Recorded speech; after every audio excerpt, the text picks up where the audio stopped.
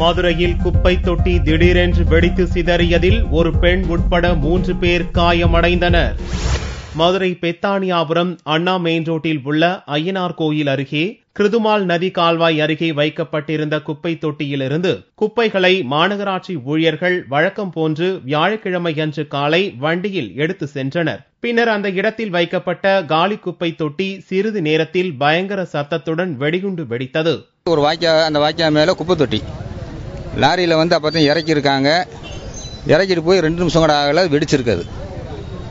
அதில் 3 பேர் காயப்பட்டிருக்காங்க. ஒரு 5-6 பீஸ் வாய்க்கா பூரா பாகங்கள் தெரிச்சு கிடக்கு.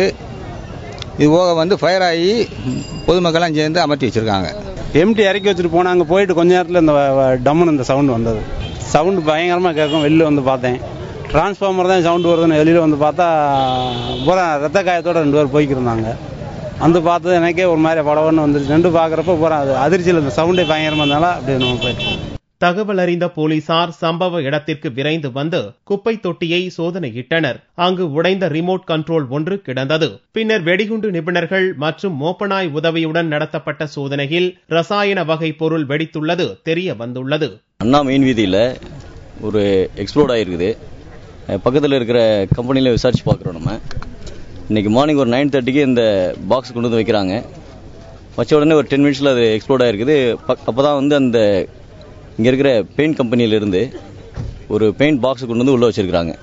அதை வச்சுட்டு வந்தோடனே வெடிச்சிருக்குது. அவங்க 2 பேருக்கு காயப்பட்டுருக்காங்க. ஸோ இதனுடைய கெமிக்கல் அனாலிசிஸ் இருக்குன்றதுனால இப்போ சயின்டிஃபிக் அசிஸ்டன்ட் எல்லாரும் விசாரிச்சுட்டு இருக்காங்க. அந்த விசாரணை முடிவு ஒரு 1 ஹவரில் உங்களுக்கு தெரிஞ்சிடும்.